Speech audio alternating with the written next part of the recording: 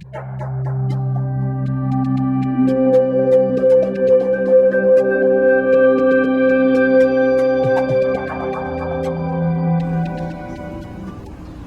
Lord be with you.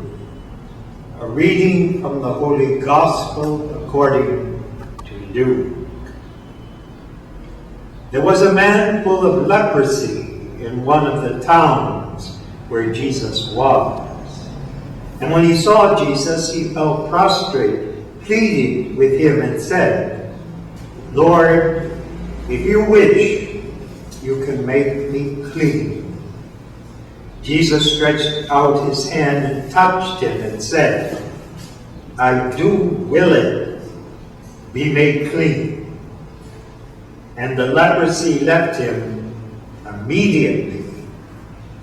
Then he ordered him not to tell anyone, but go show yourself to the priests and offer for your cleansing what Moses prescribed. That will be proof for them. The report about him spread all the more, and great crowds assembled to listen to Jesus and to be cured of their ailments. But he would withdraw to deserted places to pray.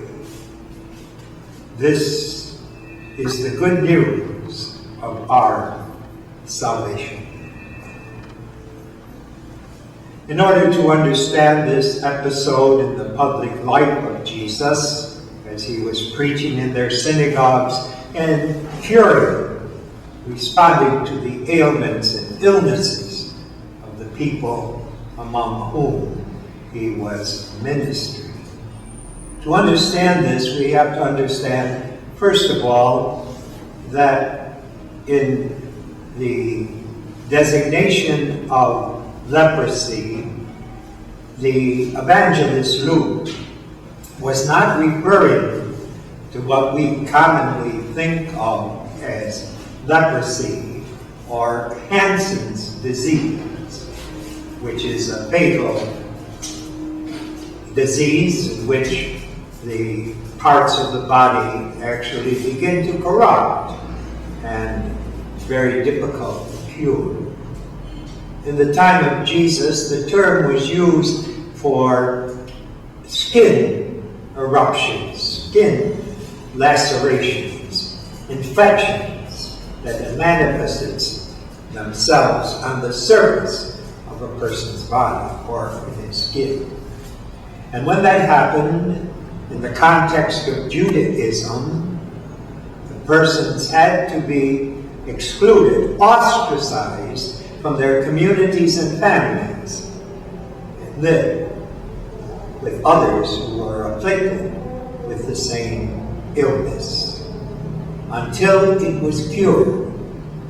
Because in the theology of the Mosaic Law, they were receiving this as a punishment for what they had committed. And it was considered an impurity. And so that is why, in the context of today's gospel, Jesus tells the man to go to the priest and be declared clean again and offer the sacrifice that was prescribed in the Mosaic Law for those who had received the cleansingness from the Lord of their skin eruptions. But what Jesus is telling us also when he tells the cured man is that yes, he wants to help. He has come into our world, which is filled with all sorts of diseases, not only body, but spirit diseases and mental illnesses and sinfulness. He came as Redeemer, as physician, to save us. But he did not want his fain to be misunderstood. He was responding to the mission that the Lord had given him.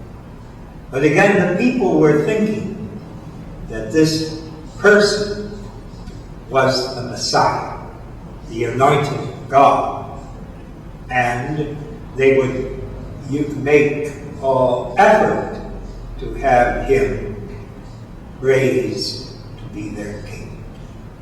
But Jesus understood in his heart of hearts, in his intimate relationship with his Father, that his kingdom was not of this world. The Jews were waiting for someone to liberate them politically, economically, socially from the Romans who were their oppressors.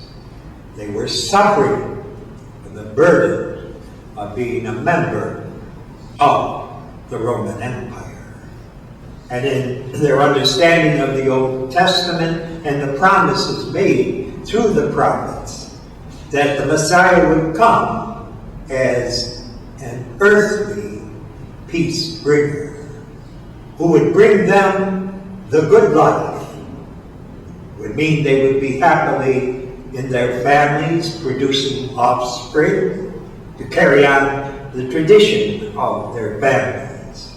Their communities would be free. They could exercise the Mosaic law with no hindrance. And they would be secure in the property that they owned. In fact, their dream, as they understood the message of the prophets, is that eventually the capital of the world would be Jerusalem. And the anointed of God would be ruling not only in this small little country, but the whole world. They were the chosen people, and this is what they understood by being the chosen people of God, is being on God, his beloved.